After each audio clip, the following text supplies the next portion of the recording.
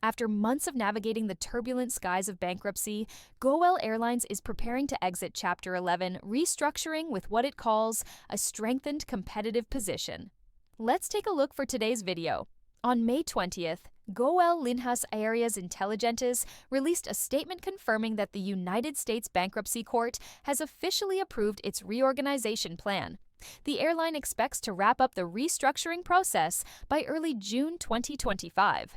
And here's the kicker. GOL says it will emerge with a strong liquidity position of around $900 million. That's no small sum, especially for an airline that's been grappling with financial headwinds for years.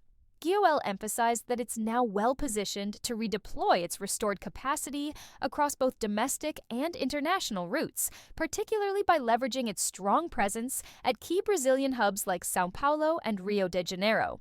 In their own words, they're poised to compete harder and fly farther. So how did GOL manage this comeback? Let's break this down. First, during the Chapter 11 process, GOL secured $1 billion in debtor-in-possession financing, a special type of loan that helps a company stay afloat while it restructures. That infusion of liquidity allowed GOL to reinvest in its aircraft fleet, an essential move for maintaining service standards and future growth. The airline also struck a deal with its aircraft lessors, negotiating $1.1 billion in concessions.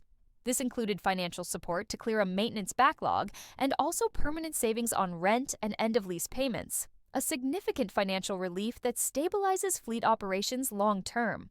On top of that, GOL launched a $181 million program aimed specifically at improving profitability. They also entered into agreements with both the Abra Group, its parent company, and the Unsecured Creditors Committee, which resulted in a reduction of $1.6 billion in debt and an additional $800 million in obligations. Let's not forget taxes, a massive burden for any recovering business.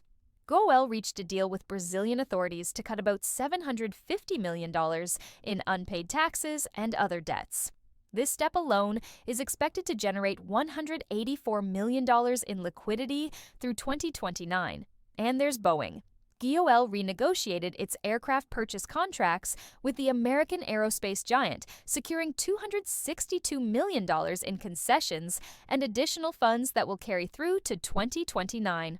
This not only helps manage current fleet expenses, but also keeps future procurement more financially feasible. With the court approval secured, GOL is now focused on completing the final steps to exit Chapter 11. A major next step is a shareholders' meeting scheduled for May 30th, where the capital increase will be put to a vote. Once the plan is fully implemented, the Abra Group will remain GOL's largest indirect shareholder, signaling continuity at the top. So, what do you think of GOL's restructuring journey? Is this a true comeback story for Latin America's low-cost aviation sector, or just a temporary reprieve? Leave a comment below. Thank you.